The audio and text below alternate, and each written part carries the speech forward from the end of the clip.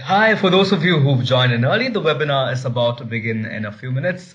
You can make yourself comfortable. I'd suggest you probably want to grab a notepad and a cup of coffee because we are going to have an interesting session today. And today's session is going to be on Office 365 security and compliance. So before we get started, I would want to make sure that all our logistics are working out fine for us today. I'm going to start off with a quick audio video test. So if you can hear my audio loud and clear, check, check, check, audio check. And if you can see my screen as well clearly, if you can see my screen, that's got the title for today's presentation. And if you can hear my audio loud and clear, check, check, check. Please make use of the chat and let me know if you can hear me. You can say a hi, that'd be nice. You can make use of the chat window to let me know if you can hear me. You can say a hi if you can hear me. A quick audio video check before we get started. Lovely. Thank you so much for the confirmation, guys. We are all set and good to go. A very good morning once again. We've gone on and continue to organize webinar series all through 2018, and this one has been special. There are certain reasons why we've called it special, because this is based on the consistent feedback that we've collected all along through this year for Office 365, and we've put together an agenda that would pretty much help any Office 365 administrator or identity and access management administrators who are joining us today. So, to quickly give you an overview of what to expect from today's presentation. We'd be talking about, obviously, Office 365 security and compliance, and I'm also going to be giving you an insight, or I could even say some insider information on what's going on in Microsoft. And as a matter of fact, we had this phenomenal opportunity, myself and my colleague, Mr. Derek Melber, Microsoft MVP, we were able to make it to Orlando this year, the Ignite Microsoft conference that happens once in a year, and we were able to collect amazing insights on what is headed our way when it comes to Office 365 and Office 365 security. To just give you an overview, or more like an icebreaker, so Office 365 has been adopted at an insanely fast pace. We can see phenomenal numbers when it comes to Europe, when it comes to the United Kingdom. We can see big number of organizations, especially small and medium scale businesses as well, and even enterprises moving towards the cloud, trying to get things done online, ensuring that the employees get access to productivity apps. But what's the challenge? All along, I would bet almost about 90% of you who are joining me today would be administrators who are experienced, would be administrators who have dealt with every bit of IT for the last how many ever years. That being the case, we are very much used to what goes behind an identity access management solution that's on-prem. In this specific instance, I'm talking about Active Directory. We would be very much familiar with what is what of Active Directory, what needs to be audited, what needs to be monitored, and things like that. And Office 365 being one such space that's relatively new. Not many subject matters experts out there, can give you like real-time insights or clarity into action items to get you started for your security and compliance, which is essentially the agenda for today's session. So I've broken down the session to keep it simple for you into four different parts, covering what I would call the pillars of security when it comes to any identity and access management. We would be understanding also certain cool tips and tricks that would get you compliant with those regulations and guidelines that are out there. It could be something as archaic and old as PCI or HIPAA, or something as new and recent as GDPR. You name it. Today's session is going to help you get started right there in the right direction. We'll be discussing four important aspects of security. We'll be discussing access control to start with. We'll understand as to how best practices like least privilege approach can come into the picture to make you compliant, to make your organization compliant. We can also get into the details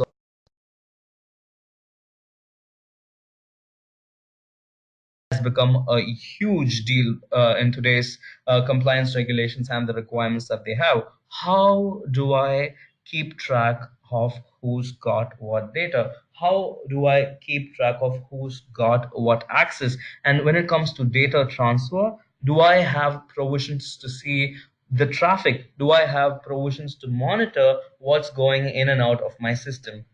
All that is going to be covered in the second part of the session. And going further, obviously, we'll also be talking about secure administration and best practices.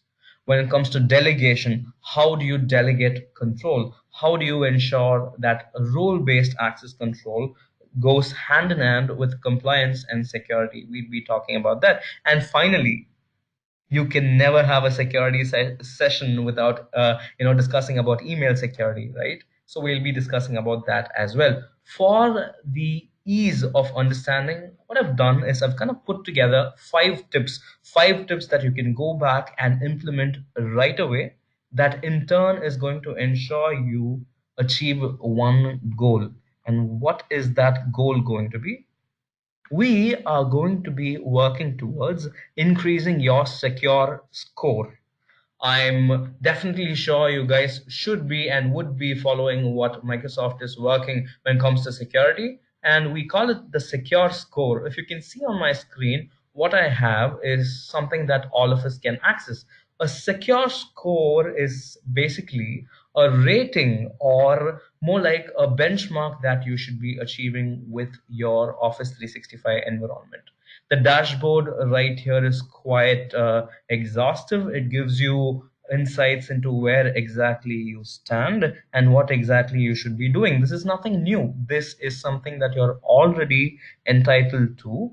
At this point in time, a secure score based on how I've configured my Office 365 infrastructure seems to be okay. I mean, I would in fact go on and say this is kind of poor, 103 out of 421. What exactly do we need to do? We would need to try and achieve the maximum for this base score that is based on a lot of parameters that go into getting the maximum score. And Microsoft has made it really really easy to work towards that goal. So do this. What I'm going to do is I'm going to quickly drop the link or the URL for this specific page. If you're relatively new to the idea of secure score, this is a great place to start with in your journey towards better security and compliance. You would have a list of action items right here. So at this point in time, I have 39 action items that I need to perform to get me a preferred secure score of 517. So all of these actions that I should be and will be walking you through today's session are going to be covered under these tips. So these tips will eventually help you work your way to get an amazing secure score, which in turn means you are wonderfully compliant and you are also at the same time making your organization's Office 365 cloud security robust. That's the idea. So we'll start off with a few basic ideas, and we'll get into certain advanced ideas as we proceed. The first and foremost tip, the one that most of us oversee: auditing user activity.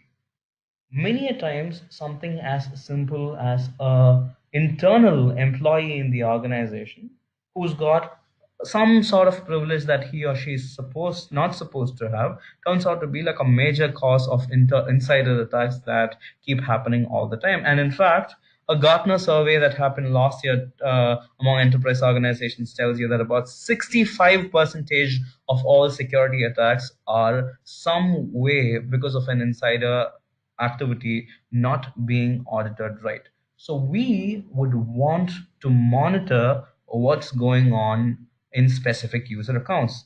If Wouldn't it be wonderful to have a provision to check if there's an anomaly in an user activity? Say, for example, there have been multiple failed logons. So you would want to keep track of something like that. or in fact, there is even an abnormal spike in the number of logon activities. It could even be a successful logon, but then there's an abnormal spike. Or beyond business hours, you see something fishy happening. You would want to keep tab. You would want to have a provision to audit such details, not just success, but also logon failure.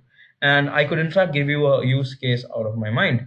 So, for instances where you have repetitive failed logons followed by one successful logon, what does that mean? Your attackers found an entry into your Office 365 security. There's been repeated failure followed by one successful logon. So this is an anomaly. This is a threshold break, and this can be detected and intimated right on time. So that's something that we would be discussing today.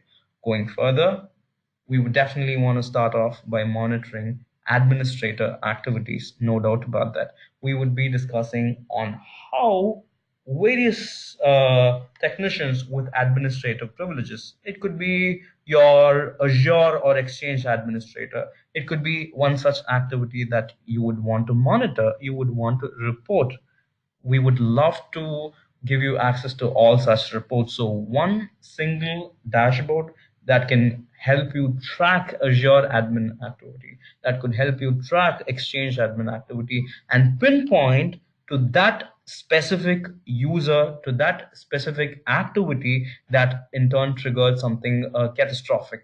We would be talking about that as well. Going further, we'll be discussing a few cases in the health sector. We'll be discussing a few cases in the banking sector as well to see what sort of security attacks happened and how exactly you could have mitigated if you had these 5 tips implemented. And trust me, by the end of the session, you would be equipped enough to go back and implement these tips all by yourself. And that's a promise. So let's work towards that.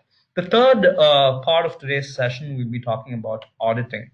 Obviously, security and auditing go hand in hand. And when it comes to auditing, there are a lot of restrictions, or I would even say shortcomings in the native tool.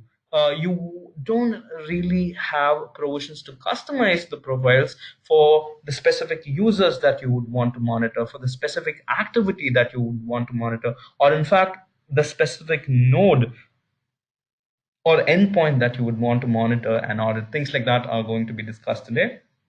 And another cool, easy hack to get a better secure score. Secure score. I'm going to be reminding you all the time through this session about secure score, a Microsoft, best practice. Work towards that. We can get an awesome boost to our secure score by setting up something as simple as multi-factor authentication for our Office 365 users. So we'll be working towards that as well. And finally, file access sharing. Wow, this is one thing that intrigues me every single time.